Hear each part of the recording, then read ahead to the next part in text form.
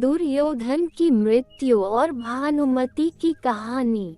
महाभारत के युद्ध का अंतिम दिन था। कौरवों की सेना पूरी तरह नष्ट हो चुकी थी। केवल दुर्योधन शेष बचा था। पराजित होकर वह रणभूमि से भाग गया और एक झील में जाकर छिप गया। भीम और दुर्योधन का युद्ध।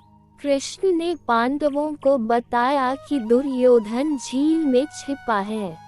भीम ने उसे ललकारा और युद्ध के लिए बुलाया।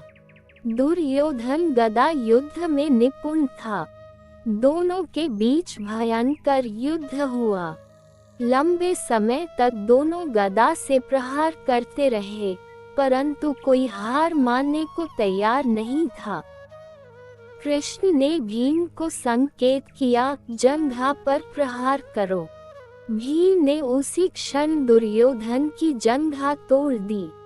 वह जमीन पर गिर पड़ा, तड़पने लगा और वही उसका अंत हो गया। भानुमति का दुख। दुर्योधन की पत्नी भानुमति अत्यंत सती साध्वी और पतिव्रता स्त्री थी। जब उसे अपने पति की मृत्यु का समाचार मिला, उसका हृदय टूट गया।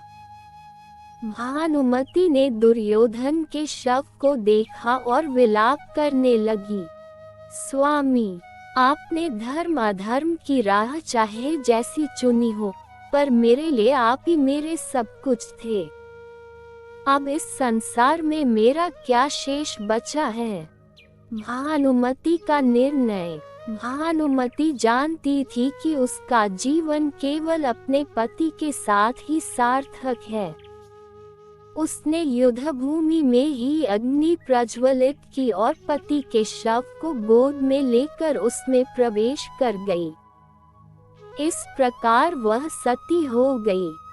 परिणाम, भानुमति का नाम इतिहास में एक आदर्श पतिव्रता स्त्री के रूप में अमर हो गया।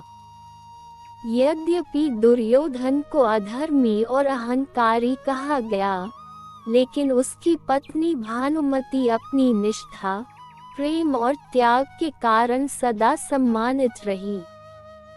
ये कथा हमें सिखाती है कि युद्ध केवल योद्धाओं को ही नहीं, बल्कि